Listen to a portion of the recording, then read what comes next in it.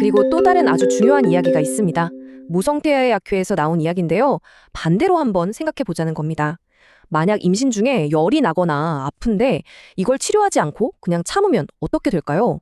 그게 오히려 유산이나 기형아 출산 같은 훨씬 더 심각하고 이미 증명된 위험을 불러올 수 있다는 겁니다.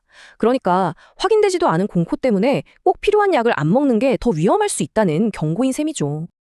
자, 그럼 이제 여기서 한 걸음만 더 물러나서 이 논란을 좀 더 넓은 시각으로 한번 보겠습니다. 이 문제가 사실 법정 다툼으로까지 이어진 역사가 있거든요. 아까 그 HHS 보고서에서 두 가지 주장이 나올 거라고 했잖아요. 타이레놀 얘기랑 엽산 얘기. 근데 이 둘을 비교해보면 과학적 근거의 무게감이 좀 달라요. 아세트아미노펜, 즉 타이레놀과 자폐증의 연관성은 방금 본 것처럼 대규모 연구에서 관계없다는 결과가 나왔죠. 반면에 엽산이 부족하면 위험이 높아질 수 있다는 건 일부 연구에서 어느 정도 근거가 있는 이야기로 받아들여지고 있습니다.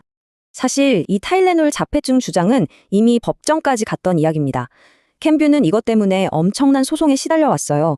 그런데 바로 지난 8월에 연방 판사가 신뢰할 만한 과학적 증거가 부족하다면서 모든 소송을 기각해버렸습니다. 물론 이걸로 끝은 아니고 원고 측에서 바로 항소를 해서 다음 달에 또 심리가 열릴 예정이긴 합니다. 그래서 어쩌면 이게 가장 중요한 포인트일 수 있습니다.